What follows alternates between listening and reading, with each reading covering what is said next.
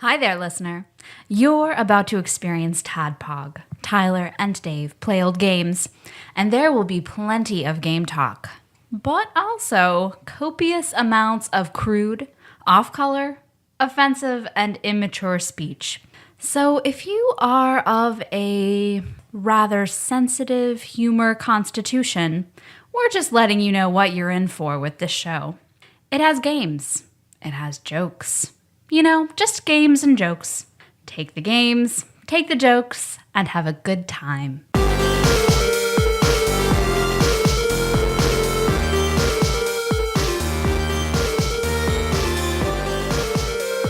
Hello, Internet. Welcome to another TADPOG podcast.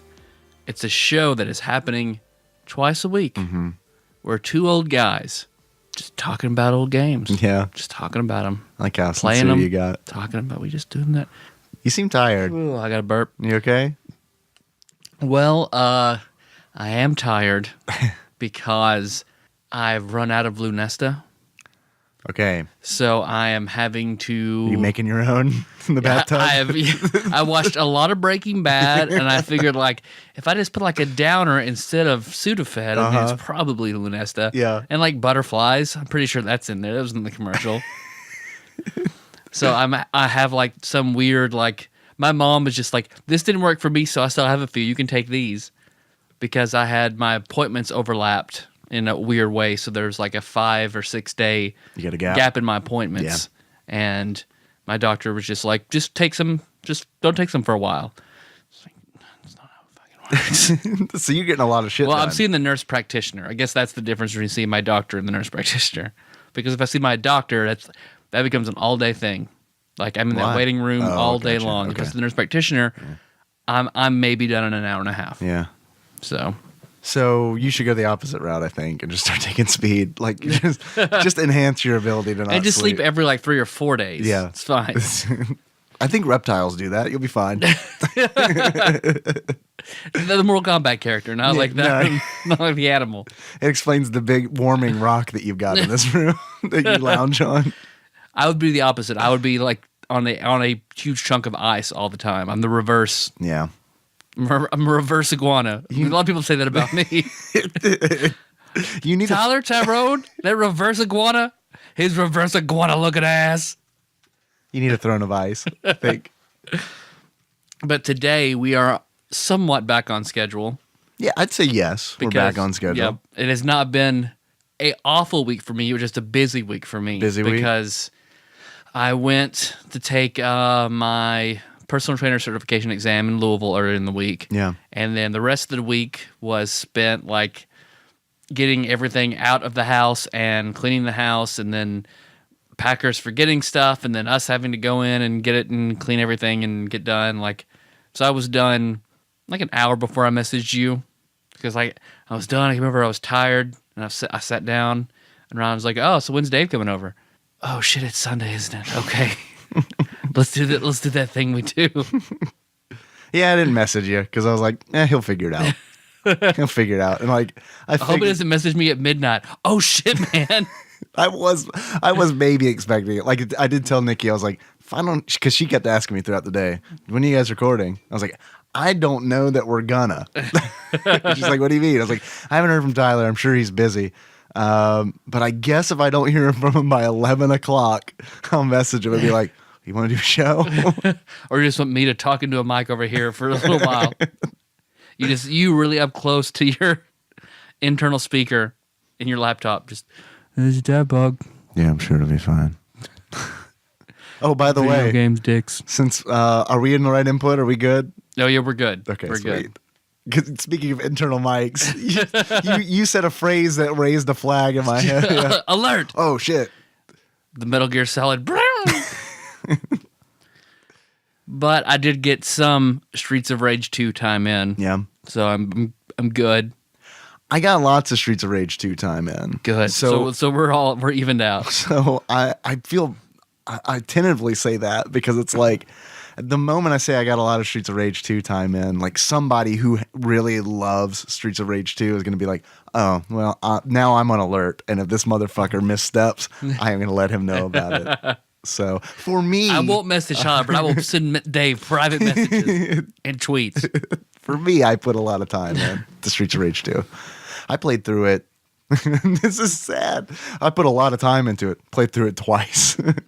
That's for solo at your age, going through Streets of Rage 2 twice is pretty good. It's not a long Pretty game. good. I mean, back when I was in my prime, I could beat A Link to the Past in a day. That is impressive. Now we're lucky to go through Streets of Rage 2 twice in 2 weeks. Yeah, the doctor says that's just how it is now. Well, I'm your bearded host, Tyler, and we got a package. We do. We have a bunch of packages that came in. So, hey, It's amazing. our It's listeners amazing. are amazing because they send us packages, and we've got 3 right now to open. We're only it. going to do 1 for this episode, but we have 2 more coming. So that's really, really cool. We've never had like a wealth of packages to open. So we're set on intros for like 5 episodes Yep. at least. So here you go. I've already pre-opened this, but I haven't looked inside it. Okay, let's see. So this package is from a Mr. Douglas DeLucky Jr. Yeah, we've received some things from him before. He is my amiibo collecting rival. What's the writing on that? Oh, it's a reused box. To This is Michelle. actually, well, I guess he accidentally sent this to us because this is supposed to be for Michelle DeLucky. So I'm gonna hope there are dildos in here. I'm gonna hope. I mean, I always hope that there's dildos in a package that I open. And it's going to be weird if Michelle is either his mom or his sister, and I said that. Probably is. Yeah. All right, well, he sent us some newspaper. All right. What's the first article? Bill's mum on cancel pay.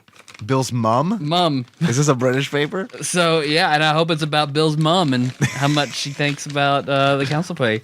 Mayor de Blasio. Okay, so this is about New York.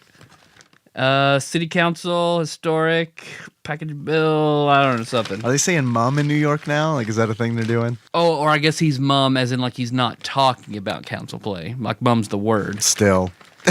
He's still like all shenanigans. But still, Bill de Blasio, you should bring mum into the American vernacular for mother. I didn't know that newspapers were doing that thing that Americans do to make themselves seem British. Let's see. unique. Here's another one about, I don't know, I ripped it, so I'm going to throw that one down. Yeah, he thought we'd get to all his package contents, but instead we're analyzing his packing material. Something about the Super Bowl, maybe? We're not allowed to say that. Something about The big game. The Super Bowl is in that large bowl of cereal that I have. Garden State, but it's about New Jersey and not the wonderful Zach Braff film. Yeah, I was about to say, that's a little late on that. Damn. I already see all the goodness in here, but I'm going to keep opening and looking at these newspapers. That was a heavy package. You know he's got a heavy package, Some right? kind of, yeah, I definitely know he does. Let's see, because the first thing I saw in here is a gray square, so that means here's an NES game. What is it? It is in I'm looking at the back. That's It a is in a sandwich. Ziploc container. That's a sandwich. That's not a... It's a sandwich that looks just like an NES controller. And he covered it up so I can't even see it. Open it up. Nice. So what he has sent us is Kabuki Quantum Fighter, which makes me happy because we were talking about this. Yeah, I got I shouldn't say I got an earful. Kelso mentioned that Two Dudes in a Nest did an episode on Kabuki Quantum Fighter, Fight him. which I listened to a long time ago, and I forgot that they had done it because I hadn't heard of it until then. But in this is a letter. This is a nice It's looking a cart, dude. pristine copy. Yeah, this is really nice. Like, look at the label on that. Did you make this? Like, that label looks perfect. It looks like it never has seen sunlight. Yeah, everything about it is perfect. 1985. Caution, do not store in extreme temperatures. Do not immerse in water. Do not play. Do not clean with benzene, thinner, alcohol, or other such solvents. Well, we did all those things already, Yep. Douglas. So I'm sorry. In the time that it took us to open it, we doused it in a bunch of chemicals. And in his letter, which is untitled, Motherfucking Tadpog. Greetings from this guy, other known as Doug from the Better Made Factory. I was desperate to fill Nicole's ever-aching box. We get it. Yeah, so I thought I would send you another package from Michigan's Great Wonders, bottles of Verner's Ginger Ale, ginger ale, People think this shit is the sovereign specific. It supposedly cures illness, improves mood, and does all sorts of other stuff they can't print on the label. Cure all. They've even got murals in my hometown of Flint. Oh shit! I did not know you lived in Flint. I'm glad you're not dead. Yeah, me too. You may have heard of us, but don't worry. It isn't actually made here. He's sending us ginger ale that's going to lower our IQ.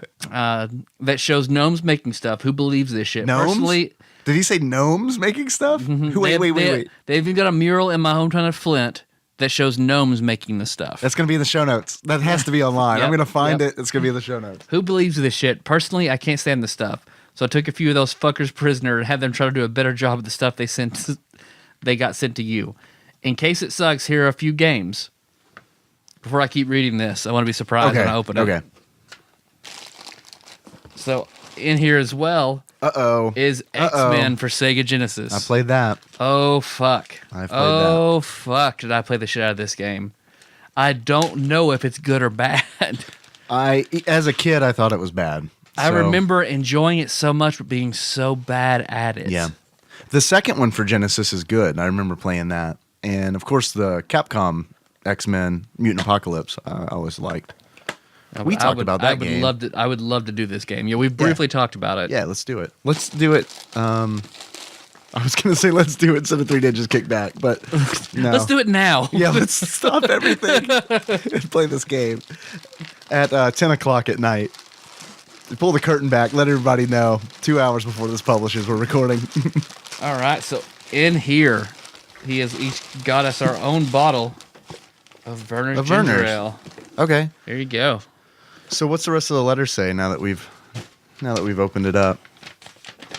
240 calories per bottle. Man, I forgot what carbonated beverages how many calories they had. In case it sucks, here a few. I know you guys don't review many Genesis games. But here's X-Men for the Genesis anyway. Don't feel obliged to review it or anything. No, we're fucking gonna do it. Yeah, we're gonna do it. Just have a good time playing it if you want. The other is Kabuki Quantum Fighter for NES. You mentioned it while reviewing another game from HAL Laboratory, so I thought I would send you guys a copy. It can be pretty difficult, but if you're feeling lazy, there's a level select code and a few other cheats. Anyway, keep up the good work. Love the show, and you guys too. Doug from the Better Made Factory. P.S. My wife wants to know she always thinks your show is called TADPOG. TADPOG. Yeah, I never knew she was dyslexic. Also, hope this shit doesn't leak. Nope, did not leak. I guess that explains why maybe he put the games in sandwich bags. He's prepared. It's pretty good. Prepared for spillage. The lead did not get to your brain. I know. I'm gonna crack open this burner and give this a shot. Me too. Tyler, do you like ginger ale? I do. I love ginger ale. So, my only experience with ginger ale is art exhibits because I got my BFA at Murray, and in order to get it, everyone who gets that degree you have to chug 20 gallons of ginger ale. Yeah, it's crazy. You have to do it. They call it a ginger keg stand. You have to hold this reception, and everybody is like, well, we got to serve ginger ale because that's just what you serve at these things. So I've had way, way too much ginger ale in my college years. I probably had more ginger ale than beer in my college years. Give this a shot. It's bubbly. Smells good. Yeah, it's pretty good. I like it. Yeah, that's pretty good. Even warm, which it is. It used to really bother me drinking anything warm, but now it doesn't bother me. Now I've accepted my laziness that I don't put everything in the fridge. I'll just drink whatever warm. I shouldn't even say warm. It's more just slightly below room temperature, which is warm to me because I like drinking things super incredibly cold. Yeah. I do have another thing for us to try, though. This is look at that. It's crazy carbonated. Yeah. I think that's why I like it so much. You have another thing for us to try? I do. Oh, I know what it is. Yeah, it's been such a long time because I did go on a big ginger ale kick for a long time, but then I stopped. Well, I guess I haven't had good ginger ale since I started drinking diet soda because diet ginger ale is nowhere near as good. I never had it. I can accept other sodas like being close or whatever, but diet ginger ale is like Diet Mountain Dew. It's not even close. It sucks because I really like this and I want to finish it, but I'm not willing to commit to 240 calories. I haven't eaten much today, but I also haven't done much today. Like sleeping has been pretty much my number one priority today. Well, whenever I was in Louisville Well, before I do that, thank you very much, Douglas. Yeah. Thank you. Thank you. We appreciate it. This was a surprise because I mean, we weren't expecting this baggage. Yeah. Normally people give us like heads up something's on your way. Yeah. So whenever I got that message, the group message from Nicole, hey, I've got 3 packages from you. Yeah, I was doing that too, where I was like, okay, I know who 2 of them are from. I guess we got this extra. Yeah. But also when I was in Louisville, I saw this and I've been wanting to try it forever. You've mentioned it on the show. Yeah. So whenever I actually got it, because also it was also they mentioned at least that Henry soda that we tried. They tried that as well on Hops and Heroes. So this not your father's root beer, because I absolutely love root beer. Growing up, there was a beverage and a food that I absolutely love. Okay. And I've never dated a girl who accepts both. Together, like you enjoyed this beverage and food together or separately? Both. Okay. I love both is of them. Is it intensified when they're together? Probably. Okay. Probably. Beverage-wise, I always loved root beer. Okay. Loved root beer. But my first longtime girlfriend, like if I had had a root beer that day, she could taste it on me and would refuse to kiss me. So how much she hated a root beer. Who hates root beer that much? Somebody you dump. The other, I love barbecue baked lays. Hell yes. Yeah. Up top. I'm sorry.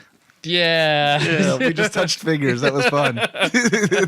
I did not realize we were that far away from one another. Because that's the only chip that I can eat by itself, unsandwich accompanied. Oh man, I can eat chips all day. I have to have a every sandwich with day. any other chips but barbecue baked lays. But barbecue baked lays is Yeah. special. But who hates those so much with a fucking passion? She can't stand to fucking smell them. Meg Oh yeah. cannot stand. So I've never been with someone who's like, root beer and baked. Both of those are totally fine. Okay, so I know Let's just fill the house in both of those. I know you've got. I see what you have in your hand. Yes. So this Not is your father's root beer. So do you also have barbecue baked lays that I we're gonna wish. shout out on? Fuck, I do actually. They're downstairs. We gotta get them, man. All right. Tell a story while I walk downstairs. Yeah, no, it's fine. I'll entertain everybody. Well, that means I'm gonna sit here in silence. All right. I wish I had a piano so I could like sing a song about Tyler going down the stairs. Yeah. All right, he's gone. My plan worked, so now I can tell you my true feelings about Tyler. We've got about probably about 3 minutes, so I'm gonna have to. And I've got a laundry list of complaints, so I'm gonna have to go through them really, really, really fast. Okay, are you ready? Complaint number one. He loves root beer. He fucking loves a root beer. Who the fuck loves root beer? Number 2, he loves fucking baked lays, barbecue. Everyone knows original. Original flavor is the way to go. And that's it. Those are the only 2 things I hate about Tyler. Otherwise, he's a pretty wonderful dude. Tyler returns. I aired some grievances, so Good. you'll have to. What really grinds my gears? Would you? I mean, it was about you. So when you edit this episode, Don't listen to that. yeah, no, I mean, definitely listen to it. I'm not brave enough to look you in the eyes and say it. And then change your behavior accordingly. Now, are these Yeah. Ryan's? Are these Ryan's? No, barbecue these are babies? mine I bought These today. are straight up yours. Yep. Because today I was like, oh, what are we going to do for dinner? I bought Meg tortellini and it's like, I'm going to have a sandwich and barbecue baked lays. I'm going to do that. I'm going to go over Well, it. you failed in the baked lays department because you just now opened this bag. What do you mean? Did you eat another bag of baked lays? Earlier? Or you have not had dinner yet? I have not. Oh, shit. So here we go. So that's open. I'm going to put that in the middle of the table. All right. And the other is to open this Not Your Father's Root Beer that I Okay. first heard from Blake and Wiley talking about it. Not Your Father's Root Beer of Blake and Wiley fame. Wiley's actually on the label. Did you notice that? And he does love playing Cane and Barrel. Wait, is that a thing? What is Cade and Barrel? I thought he was playing hoop and stick for a second. Then I was like, oh, no, that's a barrel. Yeah, what is he It doing with looks that? like he's pushing it with his cane. Maybe he's blind. He just, I don't want to trip over this barrel. So this one is a 5.9% alcohol, so it's a lot higher than Henry's hard soda. What was Henry's? Do you remember? 4.2, I think. Okay. So I drank out of this glass earlier, so this is for me, and I will hand you the bottle. Yeah. Small town brewery. All right, so Not Your Father's Root Beer. Tyler, this is beer flavored with spices. So Roots? it's like a Game of Thrones beer or something. All right. Let's do it. I don't know, man. I can taste that alcohol. I can. I couldn't taste it in Henry's. You can't take it. Yeah. Yeah. You can't taste it, rather. You can take it, but you can't taste it. I can take it. That's the way I prefer it. I prefer to be able to take it, but I don't want to taste it. Hold on. I know it's going to help. Yeah. That's going to help. That combo. See, now if I only had Hostess chocolate glazed mini donuts, we'd have the Trinity. You don't have any of those? Nope. All right. So I had a handful of barbecue baked lays. I'm going to take another sip. See if it's better. Yeah. It's better. It's better. It's better. It is. This, if I drank a few of these in quick succession, I'd probably feel something. Yeah. Henry's Hard Soda, I had 5 of them in 45 minutes, and Did you really? Did not feel a thing. Yeah. I don't think it'd be that big a difference. You do? I mean, I can taste the alcohol. I can taste the alcohol in this. But I mean, the Henry's is just tasted like orange soda. Yeah. So, I mean, I feel like if I could taste the alcohol, then it might do something to me. But Well, here you go. If you want the rest of that. go ahead and finish off all the rest of it. We think this would give you a hangover? I don't know. It's a good question. You want to find out? Yep. It might not give me a hangover, but I don't think that I could. I don't know. I'd rather have a beer, honestly, than drink that. I'm not saying it's bad, but if I can taste the alcohol in something, I'd rather just have like a beer. Something that's supposed to be like, oh yeah, this is supposed to taste like alcohol. Because I've trained myself to really like. I mean, unless it's a really strong beer, like unless it's like a Scottish ale or something like that, like I don't taste alcohol in beer. Okay. But I've had some Scottish ales where it's like, I think the limit before something is classified hard liquor is like a 12%. Oh, okay, yeah. And I've had a Scottish ale that's up there. Yeah. And it was like, I remember drinking it and be like, good God, I'm drinking a gigantic shot out of a glass. This has been TADPOG horns in on Hops and Heroes territory by continually trying alcohol. It's all right. They get it. You said they did Henry's Hard Soda, so we're good. We're that trading. one was by coincidence. Is that on their latest episode? Yes. Okay, because I have not caught up. I have not listened to the last episode, so shame on me. I think I like the Verners better. Well, they clearly, I must have commented on their Facebook wall, like, ask us any questions for recording. I must have been like on my full repertoire of nighttime meds because I typed in, I think it was Drew who was like, he sounds like a YouTube commenter that Dave reads at the end of his episode because like it was just barely in their gibberish and to know what I was talking about. I love it. That's going to be a new segment that I do. I'm going to find comments that you've posted after midnight, and I'm just going to read them on the show. Oh, man. If you go back to whenever I was at Sullivan, and, like, that's what I would do on Ambien, fuck. Just complete nonsense. All right. Before we start the show proper, I need to eat about, like, 4 more of these chips. That's totally fair. It's totally fair. They're looking at me. Here, we need to... Can we get rid of those? Hide them? Yeah. They're so good. I can seriously, you know this about me. Yeah. I can eat a bag of baked Lay's. Oh, like it's no problem. Nothing. No like problem. It is nothing. I have no qualms. Any kind of baked Lay's, period. Like, eating the whole bag is easy. No problem whatsoever. But I've taken to original baked Lay's with a hell of a good French onion dip.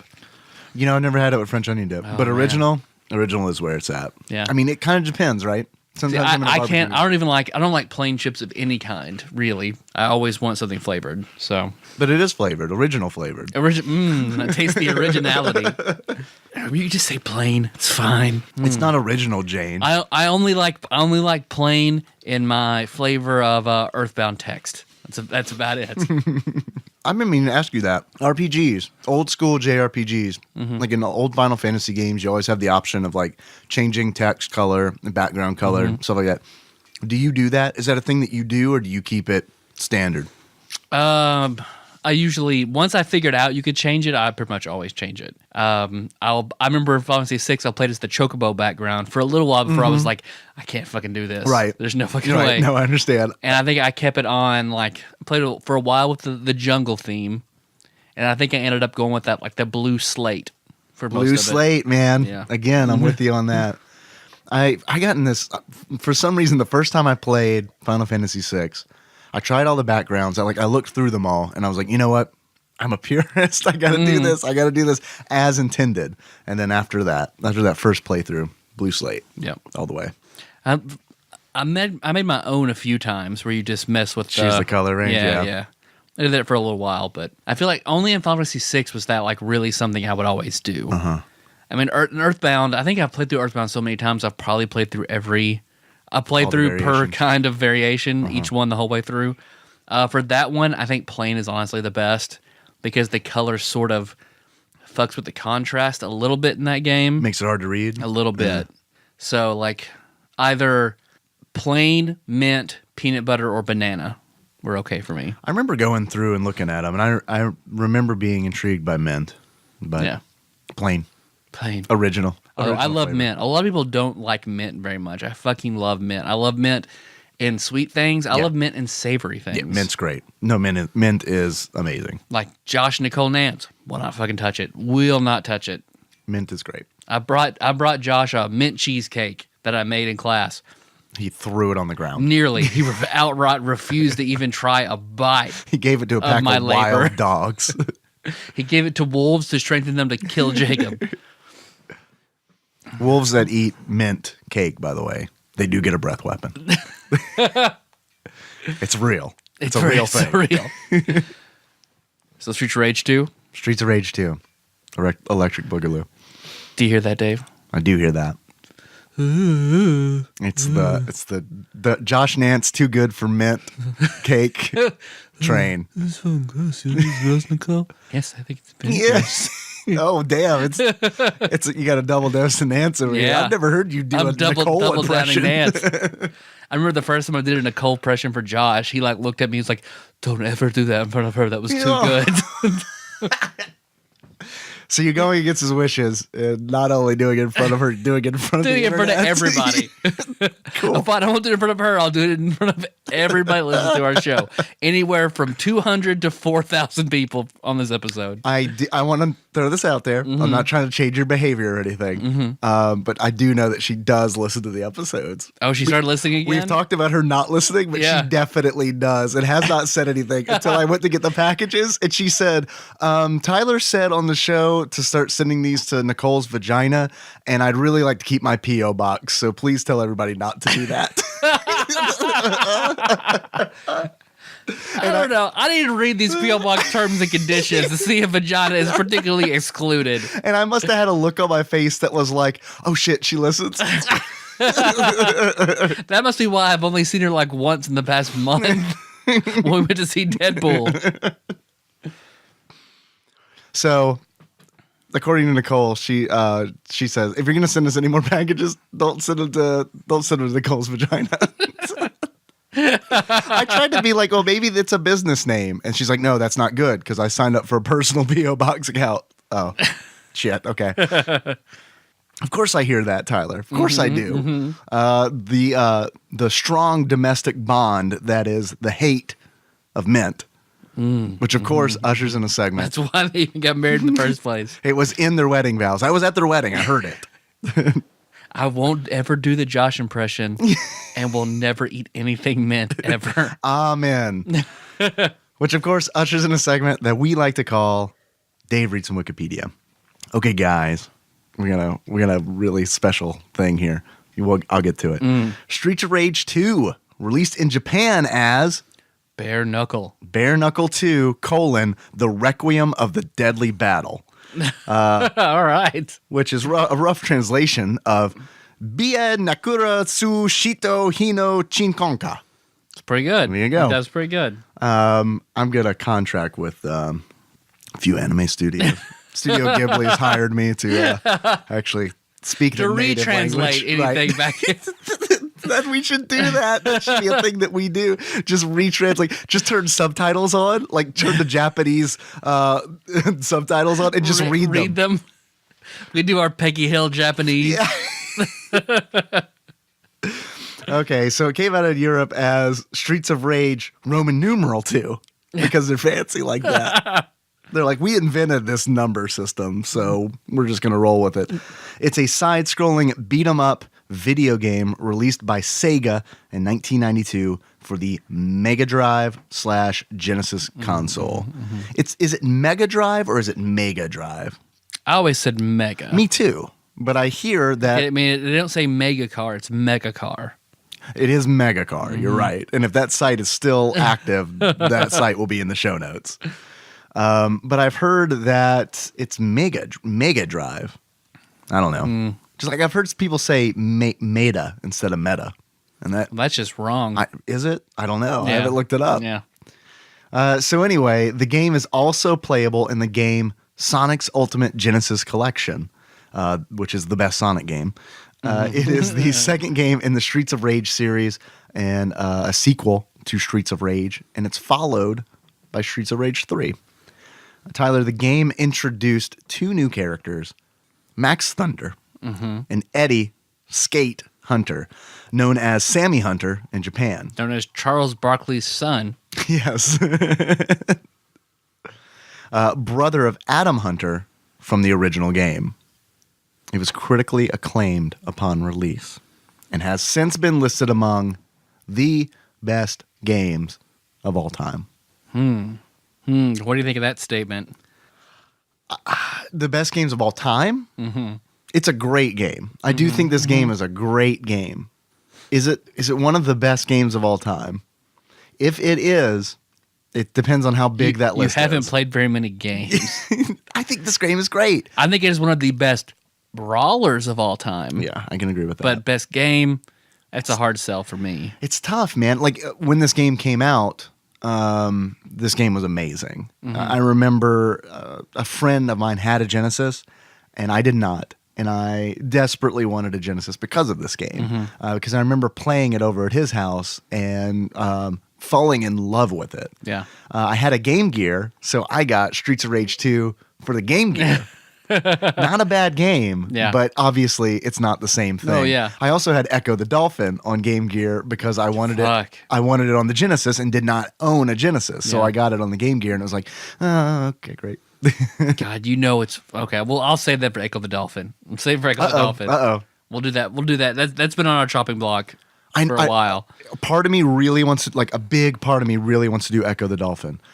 Another part of me knows that I'm going to get frustrated as fuck playing Echo the Dolphin because I'm going to feel like I'm going to need to finish the game. And I'm going to need to feel like I'm going to need to do it without a guide. And that is impossible to do. Well, that's fine. I'll give you a copy and you play it. And in 3 days, whenever you're at work, I'll just come take it. Yeah. And then you won't have to worry about it. Like, it got stolen. I can't play it. You're off the hook. I think it would take me less time to finish Suikoden than it would Echo the Dolphin without a guide. Yeah, it would. Yeah, it would. But I thought I'd played this a lot. I'd played the original because Brandon was my friend that had the Genesis. Oh, okay. So Brandon and I played the shit out of Streets of Rage, which I thoroughly enjoyed. And I thought that was a great brawler. This is better. Streets of Rage 2 is much better than Streets of Rage 1, which is already a great, that's a pretty good game. Why is it better? Is it because of the intro? Where you get some hot early 90s sound bed and Gary Busey appears over the city. I'm from the Syndicate, Butthorn. That was when I started playing this game, I literally laughed out loud because I was like, okay, I have to watch the intro. I'm ready to get into the action, but I have to watch the intro. And the music kicks in and it's like from like a cheap Cinemax movie, and then Gary Busey's gigantic purple face appears over the city, and I lost it. I lost my mind. And he's supposed to be, his name is Mr. X, and I think that's who you fight at the end. It is. Does not look like Gary Busey from the beginning. He looks like the guy in the end looks like my dad with a machine gun. It's like if my dad and J. Jonah Jameson had a ponytail and then like a suit and suspenders. He did have a ponytail at one point in time. Oh man. Okay. Now I see why you had that upper earring. Like your dad had the ponytail, you had the upper earring. I know. I had to carry on the douche legacy. My mom hated that ponytail, for the record. Yeah. Yeah. It's fair. Yeah. It's a fucking ponytail on a man. I mean, it works for some people. It did not work for my dad. So who can I think that it works for? Steven Seagal, I guess. I think that's it. I think that's even a stretch.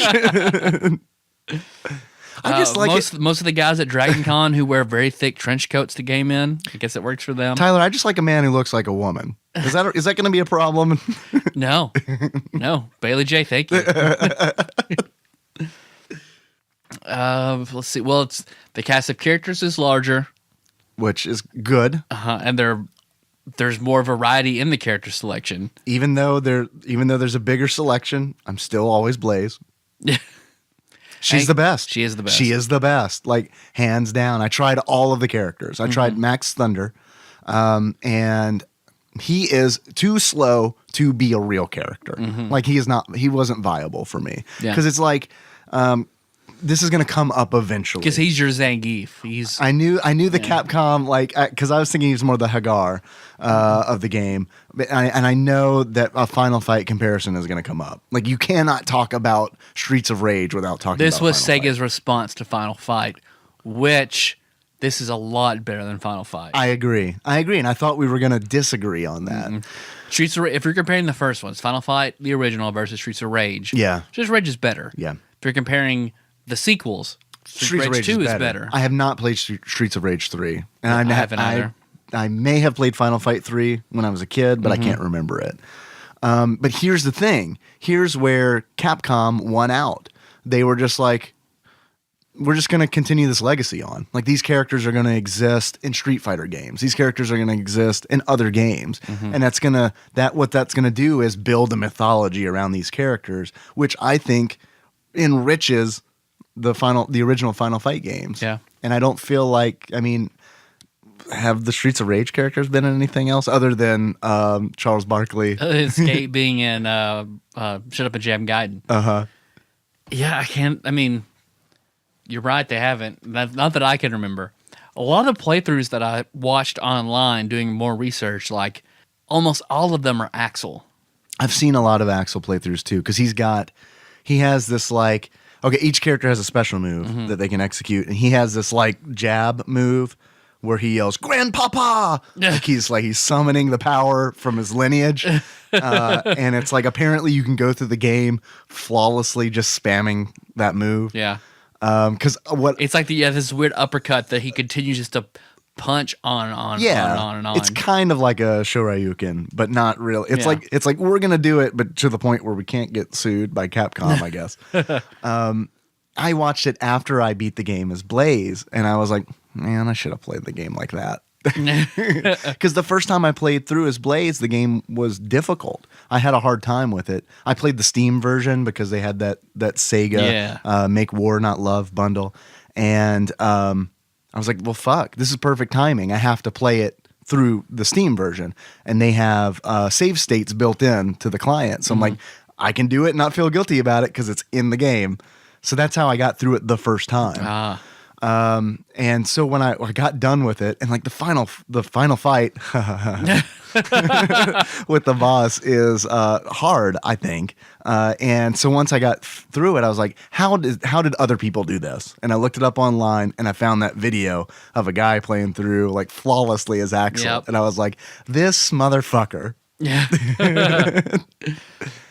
Because let's see, comparing all the characters, because I watched, because Max is all strength, no speed, lots of stamina, so he has plenty of health for his special moves. Right, he's a wrestler. His special moves aren't super strong though. Right. Then Axel, who is, he and Blaze have similar builds. I think they're middle of the road, but his technique is just stronger and his speed is a little lower.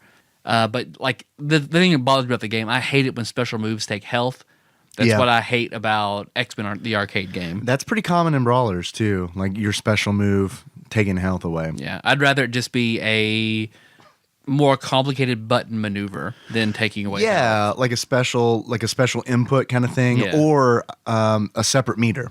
Or you have or a a separate meter. meter. Yeah, that's totally fine. I like that too. But yeah, I agree, because it's always like, oh, I'm just not going to use this. Right, exactly. And like each character has two special moves. They have their regular special move and one where you can dash forward and hit attack, and it'll do a special move. One of them, if it connects, you are dealt damage. And the other one, if you use it, no matter what, if you hit an enemy or not, it's going to take health away. Yeah, it's a bummer. And then, yeah, because Blaze is 2 stars in every category. Then you have Skate, who is probably not someone I will play as ever. Yeah. His speed and jump are very high, but his power is so low. I mean, you are punching enemies for a very long time. He was my second favorite. Yeah? Yeah, he was. He looks ridiculous. Like it is amazing how ridiculous he looks because he is 1992. Apparently, you never had a personified. high top fade with a backwards hat, yellow wish. tank top, cargo shorts, and inline skates. I wish. Because that was like the pinnacle of cool when I played the game. It was like, holy shit, I wish I could be like this guy. That kid and play on rollerblades kind of thing. Yep. Yeah. Yep. You know it. Did you have rollerblades? I did not have rollerblades. I had a neighbor down the street who did, and I remember borrowing them from her. And it was okay. It was like I had a moderately fun time. Like when we lived on a road that had like pretty rough like driveways, so I never really got like a smooth experience or anything. I guess that's Did you kind ever go to of. Kingsway Skateland with them? I did not go to Yeah. Kingsway Skateland. Can you could bring rollerblades to the skating rink? I remember watching people have that. Yeah. No, I never did, and I've never been to Kingsway either. My skating days were done when I got in trouble for kicking that double dragon machine with my roller skates. Yeah. Okay. I meant to mention I see my mom a lot now because she watches Henry for Nikki and I when we're at work, and I mentioned that to her the other day. I said, "Hey, this is going to sound maybe weird, but man, do you remember when I got in trouble at the skating rink for kicking that double dragon machine?" And she looked at me and was like, with a blank look on her face, "No." I was like, "You don't remember that?" Because I remember being like, I got pulled out of that birthday party. Like one of you had to come and get me from that birthday party and drive me home. And she's like, "No, I don't remember that." And I was like, "You know what? I don't remember you guys being like super mad either. I think we actually had pizza that night. So I don't know." She's like, "Yeah, I don't remember. Wasn't a big deal." She said, "I must have been thinking." He's having one of his fits. Yeah. Somebody go get him. She said, "This is what she said." She said, "I must have been thinking, well, they didn't want kids kicking it with skates. Then they should make it so that doesn't happen." That's true. Like take off your skates when you come into the arcade area or some shit. Yeah. So I don't know. I had rollerblades during my Mighty Duck phase. Oh yeah. So With when all I, your when I hockey bought all the equipment? hockey Yeah. equipment, I bought rollerblades. Yeah. I actually used those for a little while. Did you? Oh, that explains your nickname, Tyler Skate Holland. Yeah, they call me HawtBladez. HawtBladez. I forgot about that. That's your new Steve name, please. Oh, HAWT Blades with a Z. and hot HAWT. Yep. You're gonna be cool. I mean, I kept them for a while. I was always so bad at skating. I would go to the skating rink, and I couldn't turn effectively. Yeah. I was really good at going really fast in a straight line. Yeah. So I would basically, it was a rink, so it's like an oval, Circular, yeah. and I would basically skate in a square. So I would just go really fast and hit the wall. Yep. Turn around, hit the other wall. Yep. Turn around, hit the other wall. Yep. That was No, it. I didn't know how to stop. Like even like I remember taking skating lessons as part of 4-H club, and this was roller skates because I'm older than you. So roller skates they were a thing where you had a shoe with 4 wheels on it. Roller skates. Yeah, and so I remember taking lessons on that, and I could skate backwards, I could skate forward, I could do all the things except for stop. I couldn't stop because it was in order to stop, I had to like lean my feet forward on those bumpers. You know how they have these bumpers on the front, and or the back. I had the ones in the back. maybe too. that would have worked better for me if I had them on the back. Yeah, But it's it doesn't make any sense. It's Yeah. totally it goes against intuition. Oh, I want to stop. Well, let me move my body forward as if I'm going to blast into outer space. Well, that's like whenever I got my first like 10-speed bike. Oh, It was God. like, don't brake with your left hand. Why? Because it stops the front wheel. Well, why is it there? I know. I don't know. I know. But don't do that. I know. And remember when I talked about like when I was experimenting with getting my motorcycle license and like I went to that class and I was like, nope. And it's because I there were obvious reasons, but the first one being I didn't want to be an interstate picnic. The second reason was I remembered when I got my first 10-speed bike as a kid. and I essentially was in one gear all the time because I did not know how to fuck with the gears. I didn't. And it was just like, I guess I'm always in this one. And I remember even it's always really, really, really hard to pedal. Yep. I have really strong legs. I don't know if you've noticed, and I account it to my 10-speed bike that was always in first gear. I even remember my dad being you should change gears. And I remember being lol, no. I don't know how to mess with that. I guess one time I never could get it right. It would always I would switch gears and then all of a sudden it would feel like the chain wasn't even on the bike or something. Yeah. So I don't know. I'll blame it on the bike. Shitty bike. Let's see. That's pretty good skate tangent. Pretty good kid talk. Yeah, so that's the name of this episode. Kid talk. Just kid talking around. Kid talk corp. Let's see. Otherwise, the game has the same standards the others do. It's like you fight a random assortment of enemies with strange names that have their own archetypes, and eventually one type of enemy will be a boss, then eventually incorporated as a normal kind of enemy. Yeah. And how do you feel about that? I think it's lazy. Do you? Yeah, I've always hated that. It's not that hard. Just give him his own sprite. Just it's fine. It's fine if you want to use another enemy later on. Great, throw some variety in there. But just make a boss completely different. I get it. It's fine. I also think it creates this illusion that the game is getting harder because it's oh shit, Jet, the boss with a jetpack is now a regular enemy. What this game is escalating. I don't know if I can hang with this. It is pretty well paced. Yeah, it is. There's no sudden I feel like there's a lot of games we played lately who just have a really sudden spike in difficulty. Spike. Yeah, and this is a good upward curve. Yeah. As much as I did really like it, it's hard. My bar for fuck, I love this brawler is Scott Pilgrim vs. the World, and I don't feel like I've played anything nearly as good as that in a long time. No, I agree. This is very good. I like it a lot. Yeah, but it doesn't just have. One thing I do really like is that the power-ups don't automatic, you don't get 2 seconds and it disappears. It'll stay there so you can be a little strategic with it. If you're in a boss, get a barrel, raw chicken falls out. That's not raw. Keep that raw chicken there. It's not raw. It's not raw. You're a chef, right? It's pretty raw. It's pretty raw. Excuse me. I've got complaints that the food is coming out cooked, and I apologize for that. When I kick open a barrel, I expect it to be a raw chicken. Thank you. Here is an apple I found inside an arcade machine. If you'd like to eat this while you wait for your raw chicken. Or this garbage can. It's on a plate, so you know it's fine. Yes. It's not a Heathcliff plate either. It's an actual plate. It's not a garbage can lid. But you could just leave it there until you got low on health, then go pick it up. Right. I like that a lot. I do too. So I mean, because every other time, I would get health when I'm at full health. I couldn't. Right. So this game letting you be strategic a little bit with your power ups. Perfect. Great. Loved it. I like the music. I mean, it's certainly a timepiece. Yeah. But it doesn't sound as good as Super Nintendo. I don't think anything on Genesis compares to the Super Nintendo sound. I agree. Because it had I guess it's sort of its hallmark now, the roar noises that all the characters make. Mm-hmm. But, I like that. It was a hardware limitation from what I understand.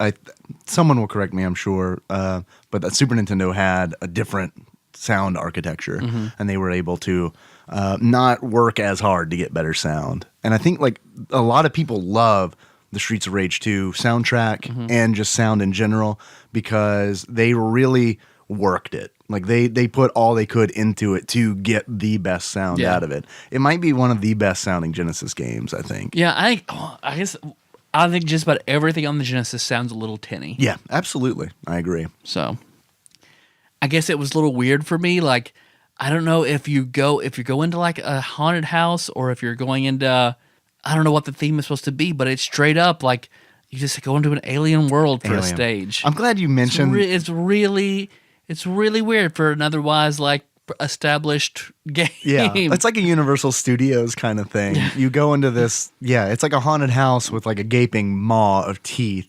And then it's Alien. It's Alien, and then and it looks like Alien, like it's very much like it's straight this up is what Alien, it is. yeah. And it's like the creatures, the aliens in little egg sacs look just like them, and there's fog, and the color is perfect. The only thing that's off is the blaring club music in the background. And it's like, okay, this isn't eerie at all. Is it supposed to be eerie, or is this supposed to be, am I supposed to be laughing? I don't know. They're techno aliens. It's fine. But it felt out of place. Yeah. But I mean, it was fine. That's a boss that didn't come back. The alien boss Yeah. of the head going back and forth. The animatronic alien. Animatronic, maybe. We don't know if you don't accidentally stumble into like a parallel universe for like a little bit and then walk back out. And try to kill one and see if it explodes. Let's see. The robot bosses I felt like were a little out of place as well. Molecule and Particle. The ones that look like Krang's Walker. Yeah. You know, without Krang in it. Or they look like I forget the name, or whatever Cleo is in Fallout 4. They look like her, only their arms are replaced with ball and chain, spiky ball and chains. Yeah. You know, just still another thing that was always just kind of out of place. Was like, okay, it's fine. All right, it's just product of its time. It's great. And what makes the final boss the big boss? He remembers to bring a gun. Yeah. It's like a staple. Because like ever since Double Dragon, right? Like there might have.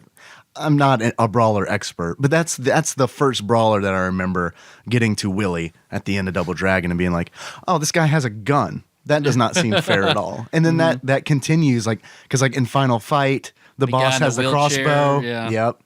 And then now you got another dude, Mr. X, with a machine gun. I'm just wondering if like, because I know guns are legal in Japan. Yeah. So I just wonder if that's the hallmark of, this is a very bad person if they own a gun. Gotcha.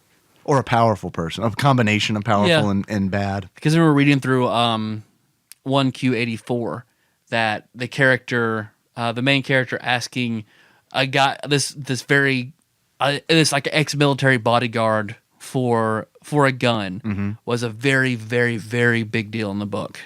How is that was able book, to by the secure. way? I'm kind of interested in reading it. I liked it okay. It's really strange, but I at no point did I intend on stopping it. Yeah. Like there's some parts that I was like, oh, okay, this is okay, but I constantly wanted to keep listening and finish it. That's cool.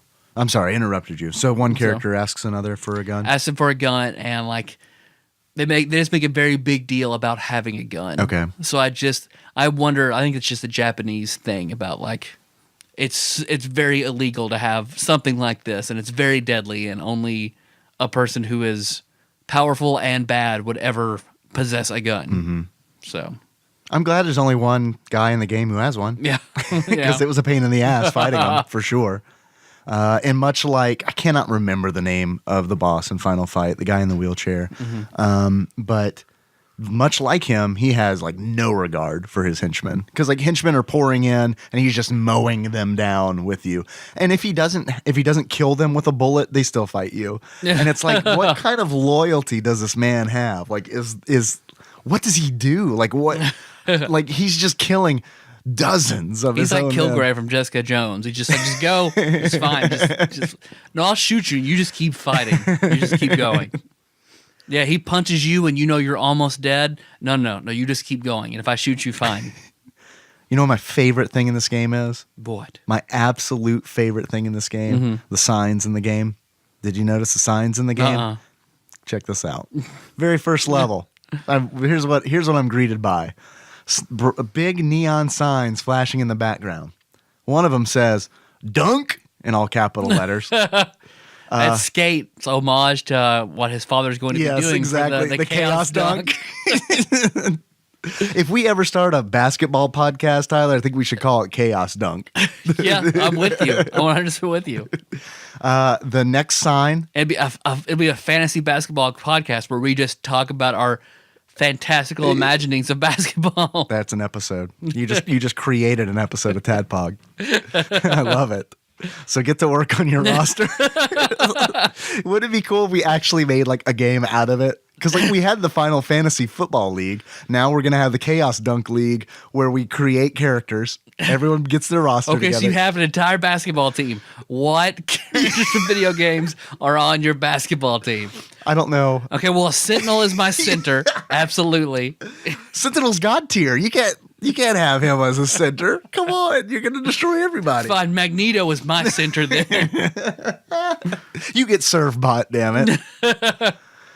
Here's my second favorite sign. He's my point guard. He's my Muggsy Bogues. It's fine. You know what things are. You're going to win this. I know early to mid 90s basketball references, and that's it. You name 2 actual positions in basketball. That's like 2 more than I could name. Bill Lambier's on my team, though, so fuck y'all, all y'all. Second favorite sign in this video game. It's a neon sign. It has a woman's lips in the background. And in a script font, it says, Rim Rim. I had to pause the game and like do the thing where I take my glasses off and rub my eyes and put them back on. Rim So I was Rim. like, it's not going to be better than Dairy Queen. Oh, no, it is better than Dairy Queen. Okay. Rim. And there is nice lips reference, by the way. It's a sleeper. It took me a while to get that one. And then there's one. This one isn't as funny, but I'm going to mention it anywhere. There's one that just says heaven. I assume that it's a brothel. Like Rim Rim isn't. What is dunk? If Rim Rim and heaven are brothels, Dunk what is your dunk? penis into my vagina for money. Put your Oreo in my milk, dunk.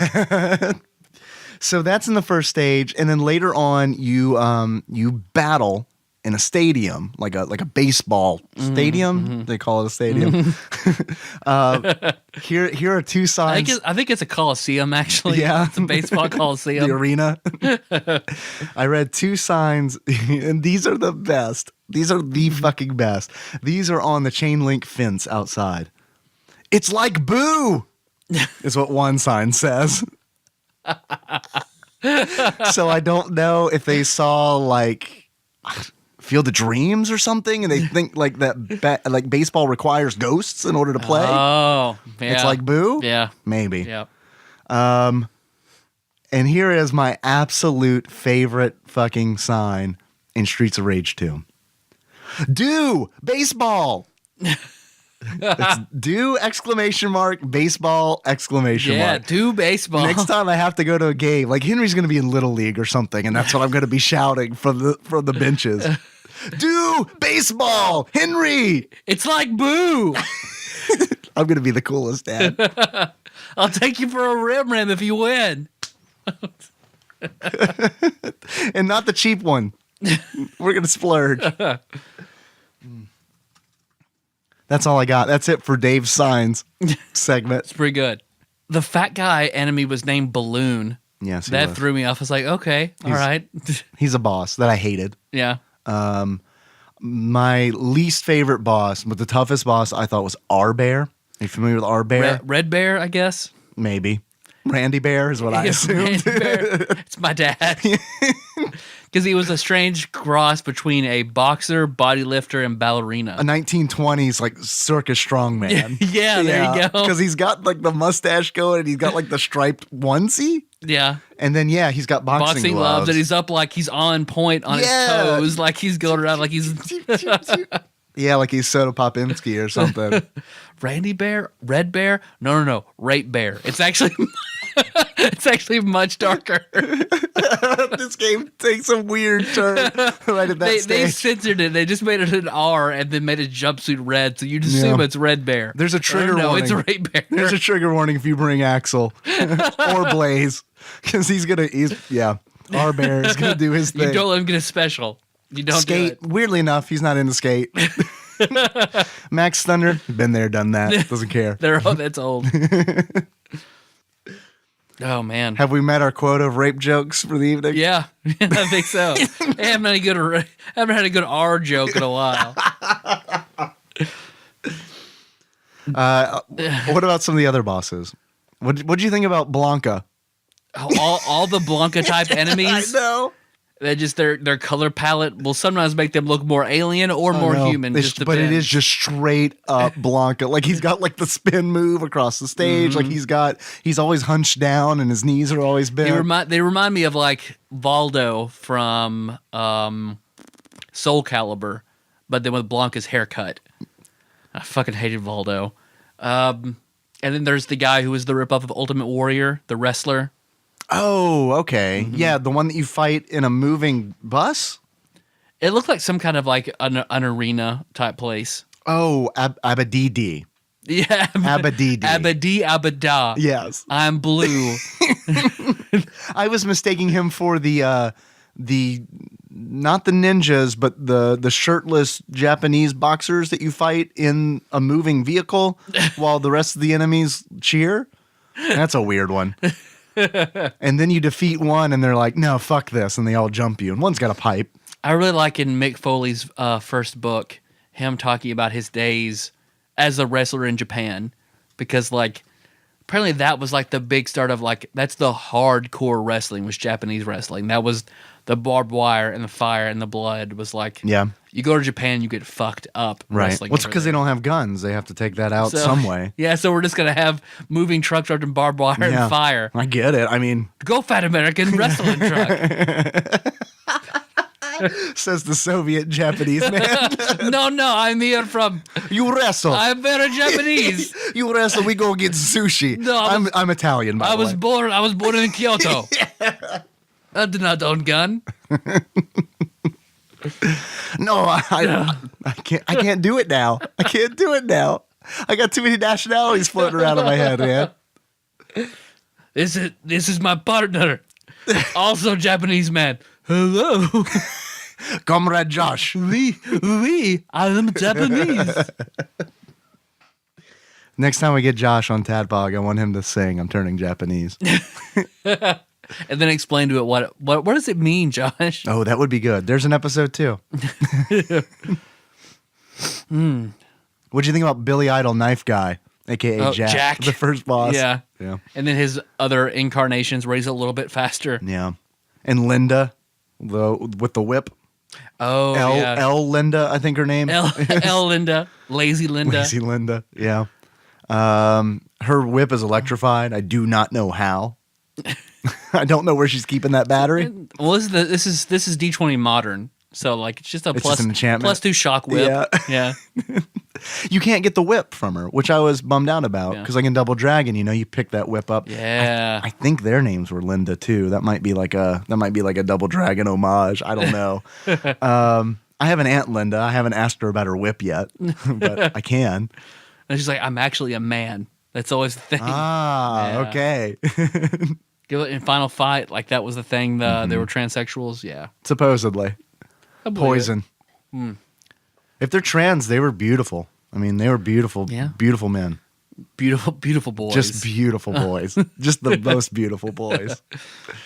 So Linda, you don't get the whip. The only weapons you get, there's the knife and the pipe. Knife, pipe. There's a random kunai that one of the ninja bosses drops. And then there's a katana. Which you don't get for very long because when you go from stage to stage, you just throw your weapon away, apparently. I don't need this anymore. Surely this next place is safer than the one before. You just talk yourself out of it. Man, I know I got this nice lead pipe with this 90-degree angle at the end, like all pipes have. You know what they told me in fight school? I rely on weapons too much. I think they're right. I'm going to leave this right here. Yeah. I'm going to set this on the ground until it flashes and disappears. Are you evil? No, then you don't use a weapon. You don't use a gun, and you only use another weapon for just like a little while. And you can only really take it. You don't go buy your own. You can only take them from somebody else, or if you find them in a barrel or a trash can or an arcade machine, then you're good. You only take it when you're fighting our bear. Yeah. Do you have any achievements? I've got an achievement.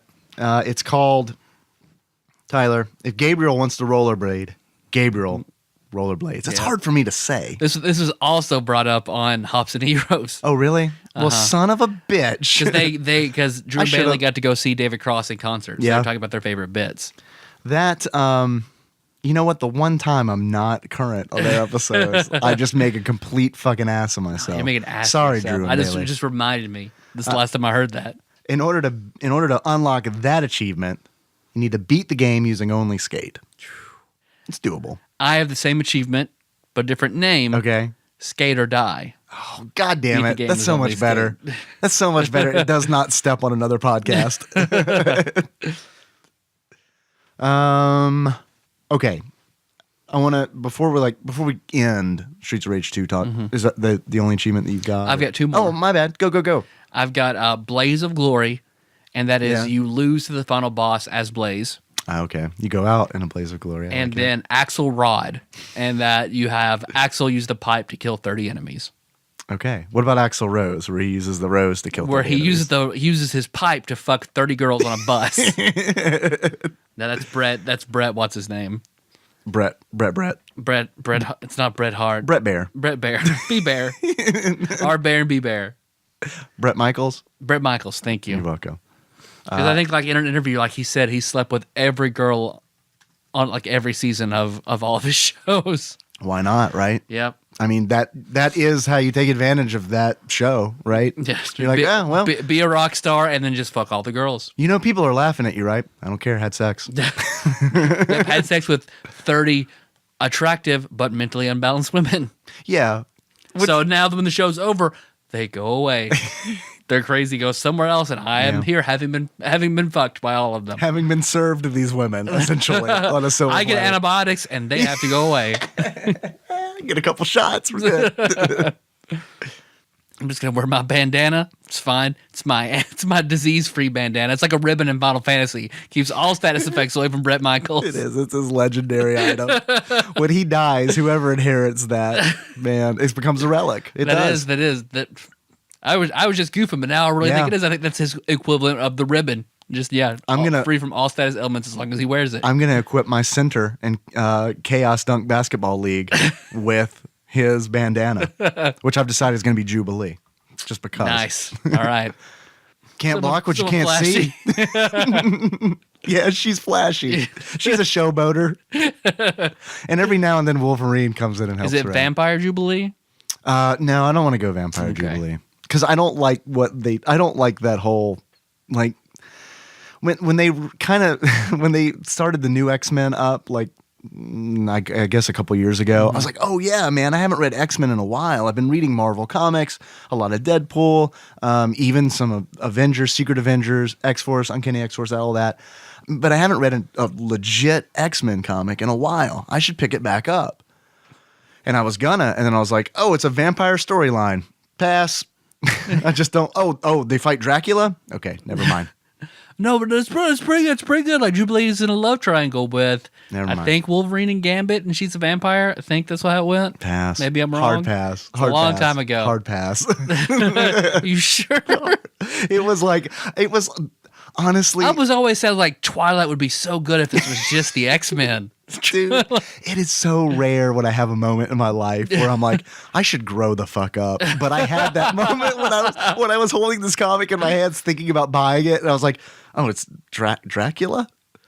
I should grow the fuck up. I have that weird reprint where they fought Dracula in like the 80s or whatever, and like Why is Dracula a Marvel character? That's so fucking dumb. That is so dumb. You've got a plethora of characters that you've created over That are decades amazing. that are so much better than, I don't know, Dracula? You guys want to use Dracula? Okay, cool. Such a bummer. Such a bummer.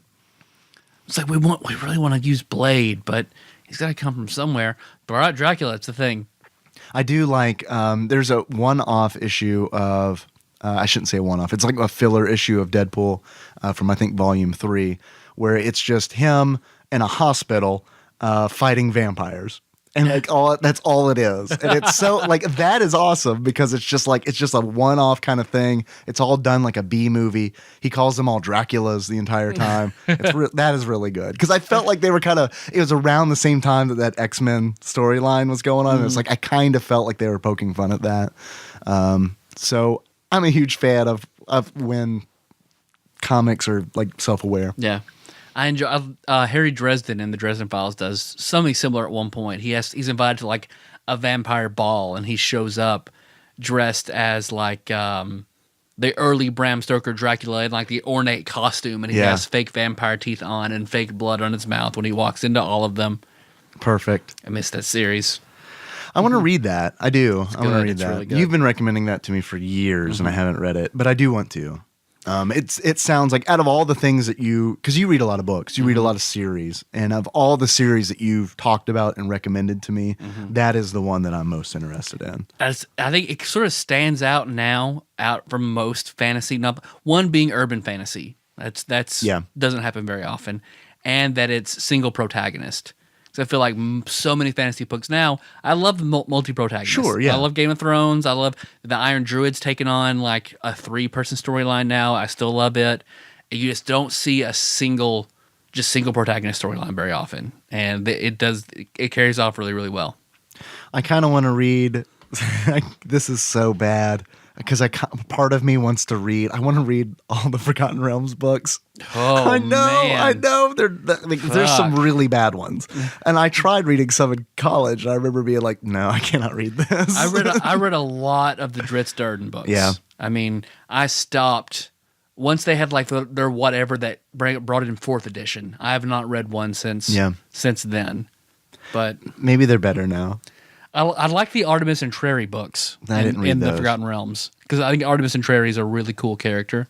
But other than that, I bought the Cleric Quintet, but I couldn't get myself to read it because he makes an appearance in the War of the Spider Queen books, which are also very good. But yeah, so maybe one day I'll actually get through those. I'm not. It's not gonna happen. This is something that I've been saying for years, actually. So yeah, I'm gonna read all those. Now, when we get put in nursing homes, that's when we get it done. I'm so bad at reading. I just am. I'm bad at reading. I remember being. You're a kid. bad about keeping a schedule. You're very good at looking at words on a page and knowing what they are. A lot of times I'm like, honey, what is this word again?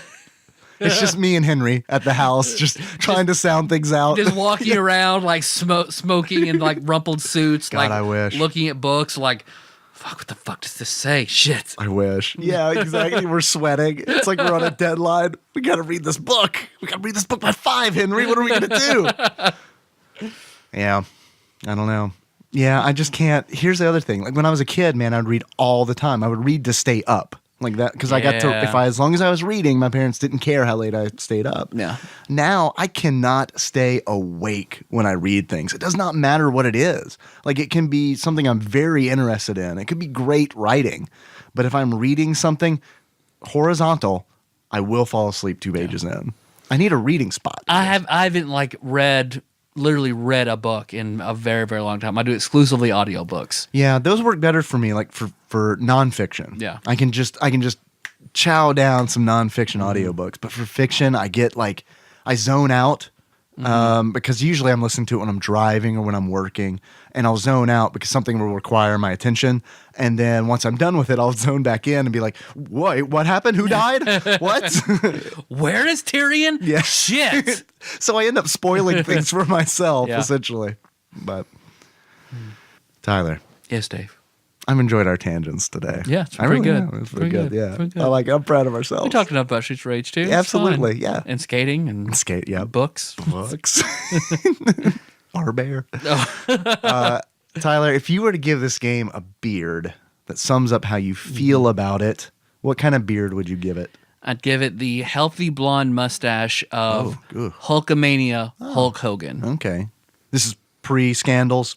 This is him when he was in the WWF before he went over to WCW, and he was the heel Hollywood Hogan or whatever. Where the black everything. This is I didn't know about that. Red, like yellow jumpsuit, red riding Hulkamania style. Yeah.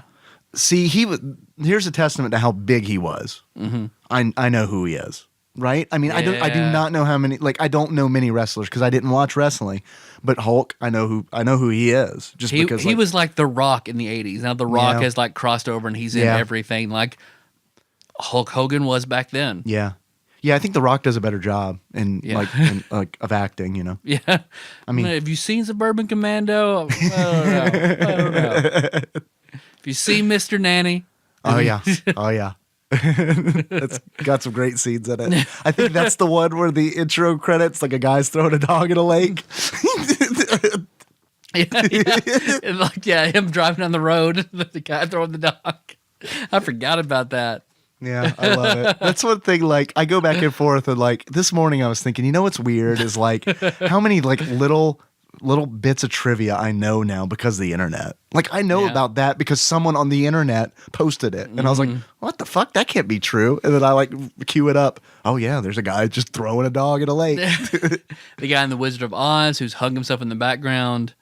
Yeah, I heard that as a kid. That's it does look just like that, but like there's like extended footage where then you see like it's just like two birds like perched in a certain very weird way, and then at the very end they will fly off, and you realize what it is. But that kind of destroyed that movie for me a little bit because like my grandmother loved that movie, and I remember watching it and as a kid and being fucking terrified because for some reason it worked like on a really scary level for me. Like the flying monkeys were scary. Like I could barely deal with that. Like I would have nightmares of the flying monkeys.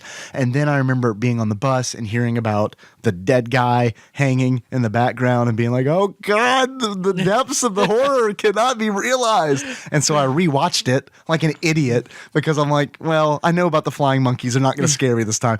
They did scare me again. And now I see a dead guy hanging in the background. So it became this like really like eerie movie for me, and then the internet ruined it where it's like, nah, it's two birds. So when I force Henry to watch it, I'm definitely gonna be like, that's a dead guy in like 6 months. Yeah, dude, I feel so bad. He's seen so much shit that he shouldn't just because like I watch it on television, and I kind of like look at him and he's looking at it. I'm like, oh God, I hope that's not like damaging him permanently. Do I have to pause Attack on Titan? Kenna's not really looking at the screen. Yeah. As long as she doesn't look now, because she's okay, she's good. She's not scarred. Okay. It's usually Family Guy, which is really weird because it's like it's a cartoon and he likes looking at it, but at the same time, I'm like, all right, he doesn't understand this, right? He doesn't understand this. Oh, I just want to say thank you to everyone who sent a lot of very nice messages and questions, and we're very concerned about Kenna. It was very nice to have that kind of feedback. People worried about her and asking about her. Yes. But so she's doing wonderful now. Good. She just has two like bruises on the side of her nose. She's healing very quickly, very well. Everything's great. She's just kind of scared of dogs now. Yeah, but I think that's probably expected, right? Yeah, and I think she'll get better over time with it. Like my mom's dog still like she's totally 100% by my mom's dog. Yeah. Well, I killed that dog, Tyler. You're welcome. I wasn't going to say, I was saving it for the show. You wouldn't bit that dog's face. I did. I bit its nose right the fuck off.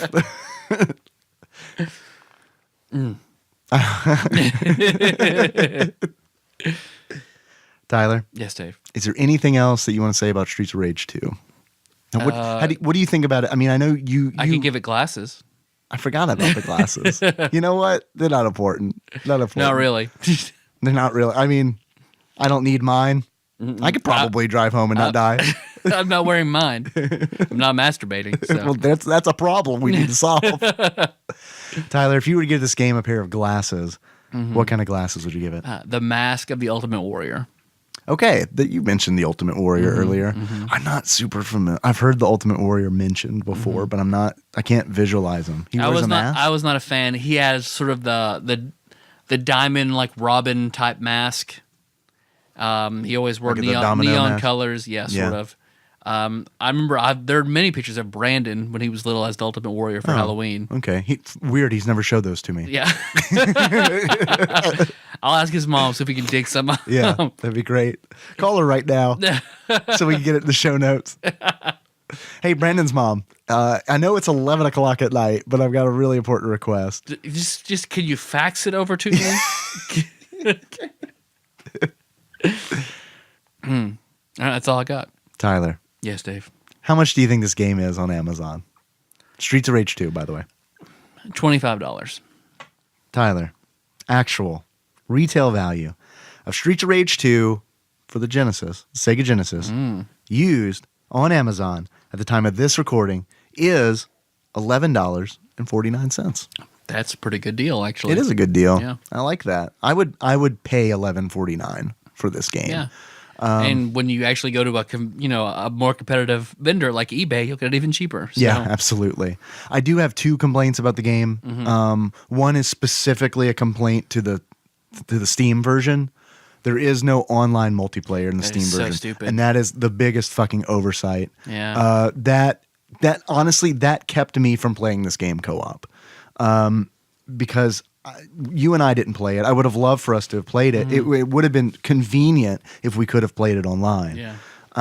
Because we have a lot of things going on in our lives, and it's difficult It's to hard. schedule. Hey, man, you want to block out 2 hours and we'll play Streets of Rage 2? Yeah. I would love to do that, but it's not fucking feasible. If it had been online and kind of like a pick up play thing, like that would have Totally been fine. really Yeah. would have been great. So I realize that has nothing to do with the original game, but I do have one complaint about the original game, and that is I felt like. In brawlers, I think it's a typical strategy to zone enemies off of the screen.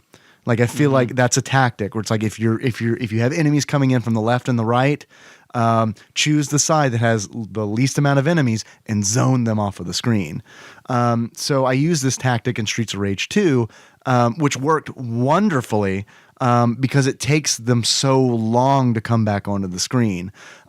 So I feel like because it worked in my favor, I shouldn't bitch about it, but I'm going to because it slowed the pace of the game down. Yeah. Like I could knock enemies off the screen and then count 1, 2, 3, 4, and like on 5 they would come back. Yeah. And it's great when I'm being swarmed, but when I'm just trying to kill one guy to continue on to progress, it's a pain in the ass because I have to position myself to the side where I'm not going to knock them off the screen and all that. Yeah. And it's especially difficult there are some levels where they're kind of diagonal instead of just straight up horizontal because the width is so small on those diagonal levels that you're going to knock them off of the screen almost inadvertently. You don't miss from Streets of Rage 1, like fighting an enemy, hit your special, and it goes back, way back up the screen to the left, police car drives up, bazooka. Yes. I had forgotten about that until Ruby Baron, Paul Kluel, he messaged me while I was playing Streets of Rage 2 and mentioned that, and I was like, holy shit, I forgot all about that. It has been that long since I played Streets of Rage 1. Time, yeah. And it was one of those like briefly played games. So I'd like to go back to that at some point. It obviously doesn't have to be immediate. I agree with your sentiments about Scott Pilgrim. I also think it's the best brawler I've ever played. But I think they were in a really good position to make the best brawler because of when they made it. Yeah. Because they really... It's crazy we haven't done that game. I know.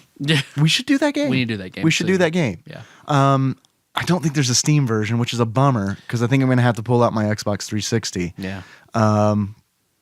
Which is just too much work. But yeah, I'm down to talk about it. Why isn't there a Steam version? There should be a Steam version. Ryan's got all his shit out here. We'll just make him buy it and we'll do it. Okay, perfect. I love that idea. I have a little segment that we stole from Phil. It's called YouTube Comments, presented by we'll go with Verner's. We'll go with Verner's, the original ginger soda, since they're today's sponsor. Yeah. All right, here is the first YouTube comment that I found. This was my shit back in the day on the Genesis. Always picked Axel, and for some reason, when I entered 1-2, the bar, I always danced to it. Lol. Don't judge me. Number 2. When I was little, me and my friends kept our pockets bulged with game cartridges. I'm just going to shrug to that. Seems like a weird choice. We had Jinkos. We just put like 30, 40 games in there. Dude, were cargo shorts even invented when this game was out? I'm calling shenanigans. This is when you were in your teens, for sure. We'd go over to each other's houses and play nonstop while passing around the mustard bottle. Yes, we got jacked up on mustard. Great times.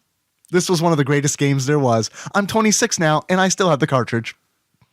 So you know why I put that in there, right? Jacked up on mustard? Yeah, what is going on with that? What? Do they snort it? That has got to be something on like the Jolly Rogers cookbook they found online. Like, all right, like the smoky banana peel is supposed to get you high. Like, no, What? you huff mustard. What is the Jolly Rogers Or cookbook? the Anarchist cookbook. I'm familiar with that. That's like Same for thing. making bombs and shit, Same. right? There's all. I mean, that was like the beige box and like all sorts of shit like that. That also told you like banana peels has trace amounts of THC, so you could like bake banana peels and smoke them and get high. What? Just not real. Or you could just buy some weed. But I could see like that also being in there. Like huffing mustard also has like similar effects. Blah blah blah blah. I don't know. I guess. I don't know.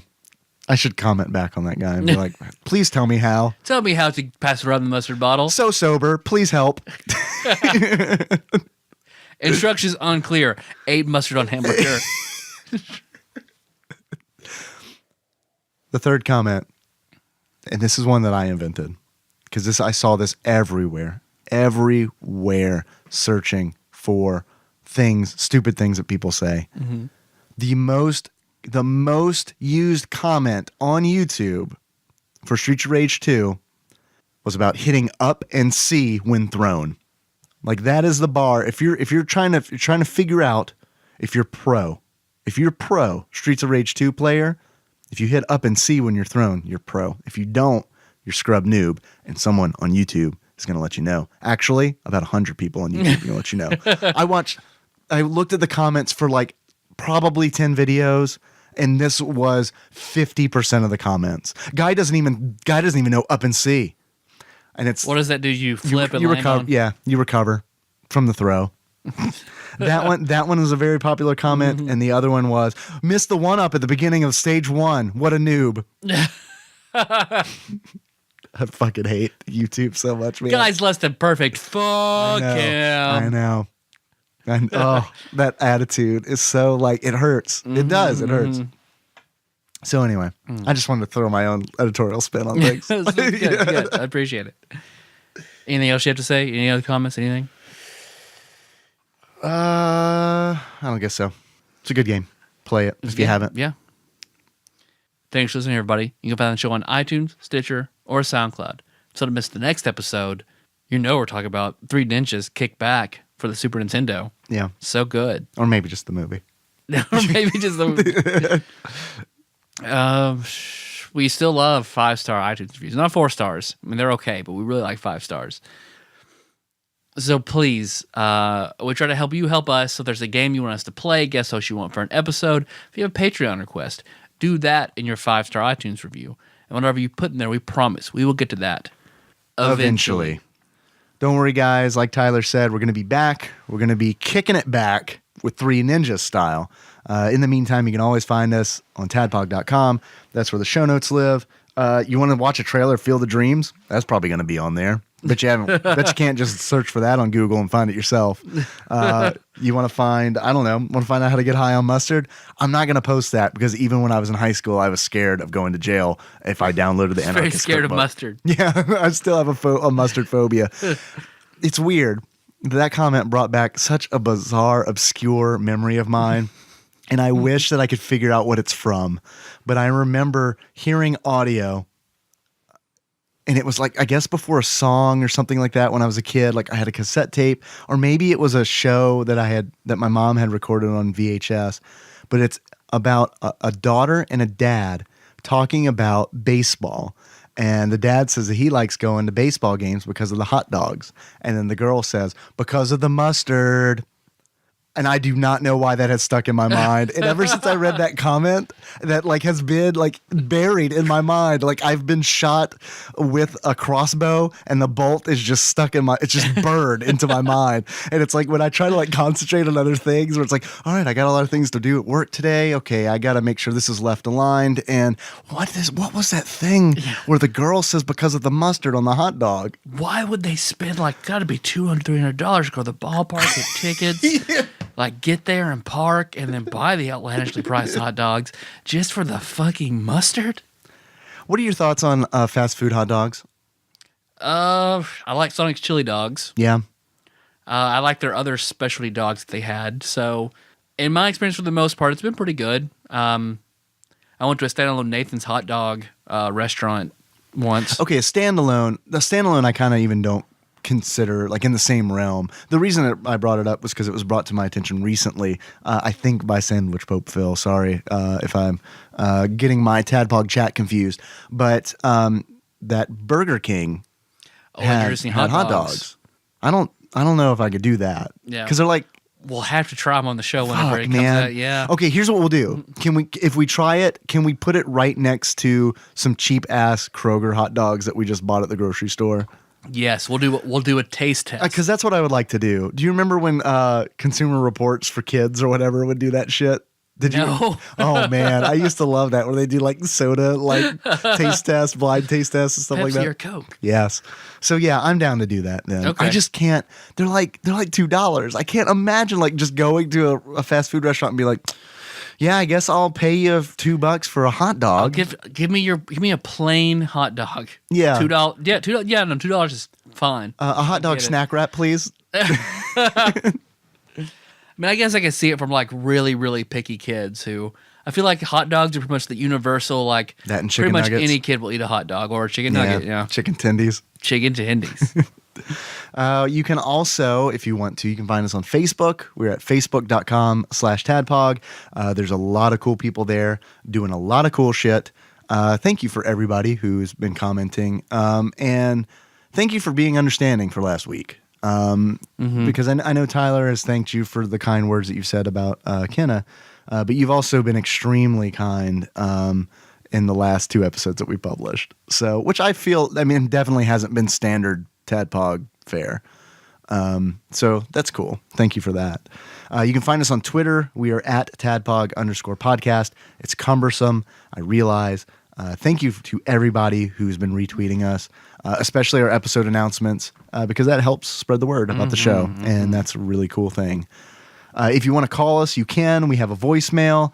That's 270-883-2555. Try to keep the voicemail under 3 minutes, or it will cut you off. Also, you can text that phone number if you want to, but I can almost guarantee you that I will fuck it up. We do have a Patreon. We just recently released February's Patreon episode where Taryn came on and we talked about boobs and Playboy and general pornography and sex stuff. And it was a lot of fun to record, and I can't wait to get Taryn back on. So in order to get that, all the Patreon donors get that, no matter what you donate. And I want to thank you all for donating if you have. If you haven't, you can go to patreon.com/Tadpog, chip in $1 or however much you think that we deserve, and then you get access to all the bonus episodes that we do on Patreon.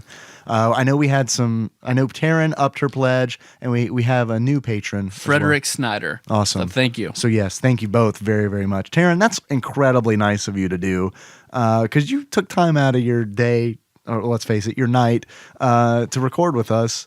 So and buy a headset so she could do it. I know. On Skype. And then you gave us more money on Patreon. So I feel like you're a great person. So thank you for doing that. That made me feel really good. We also had 3 more iTunes reviews. Oh, really? 5-star iTunes reviews. One by Tadpog Review. By Tadpog, the username Tadpog Tadpog Review. Hi, Tyler and Dave. You guys have big ones. You have the best podcast in the universe. Gooder talk is good talk. I like it when the guests on your show. I like when you have guests on your show that starred in the Bang Bus videos. This show will live on forever, and I too am an immortal. And then Kimian, which I think, let's see, Tadpog, truly the voice of a generation. If you spent time in the 1990s running video games from a place called Movie Hut, Piggly Wiggly, Flicks, Pick a Video, etc. Shout down on garbage food. Tyler Dave, lived your life and know what you want to talk about. Keep up the good work, boys. Do a LucasArts adventure game. Day of the Tentacle, Full Throttle, Simon Max, Hit the Road, which those are on our list. Be sure to have that pinball Chris fella back on. Gooder. And then the latest review, also by Tadpog Review. Okay, how'd that happen? I don't know. Okay. For up your favorite listening device, download the show. Tadpog is the best podcast on the internet. Only do the video games. Talk about what's like grew up in the 90s and 2000s. Actor Jacob York often appears as a guest and contributor to the show. So it's like a Wikipedia entry. Yeah. Cool. Awesome. Yeah. Thanks for those. 5-star iTunes reviews. They really do help. I mean, I know it seems like they don't, but they really do. They do. iTunes is still the place to get podcasts. Yep. Miraculously, I guess it's just because they started it. I mean, they didn't start podcasts, but they were like the first one to be like, oh, here's a music thing. marketplace, and we're also going to showcase user generated podcasts. Yeah. So I feel like I'm forgetting something. Oh yeah, I want to shout out to Ruby Baron, Paul Kluel, who was extremely kind. And because I tried to get Gunstar Heroes through the Sega bundle, and I never received my download code, which is a bummer. That sucks. And he just randomly asked me if I ever got my download code. I said no, I didn't, and it sucks. But I'm I could always buy it. I'll put that in air quotes. And then I said that, and then like a minute later, I get a gift from Paul. The game Gunstar Heroes. So that was really, really awesome. Nice. That was a crazy nice thing to do. So thank you very much for doing that. Yeah. And that's it. I missed it entirely, Paul. I missed all of it. You missed all of it? I got my Streets of Rage 2 Okay. code, and then like between packing and everything that went on, I just missed like everything. Yeah. So it's okay. It's all right. I'm sorry. It's all right. I'm sorry. It's all right, Paul. It's all right. I'm sorry, Paul. How you want to close this out? Our theme song is Moves by Sigmar Drive. Yeah. The track with Thunder Shows at TADPOG.com. I think we should close it out how we think skate sounds. All right. So until next time, Tropical Capricorn, mate.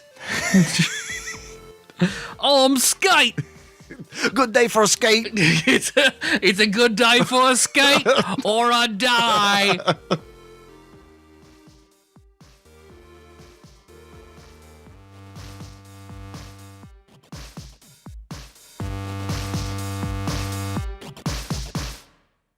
That is a good point. Any opportunity to make fun of him, it doesn't matter what it was. It could have been a good thing. Like I just got my master's degree. Master's in what? Sucking cock. I'd say you got that years ago.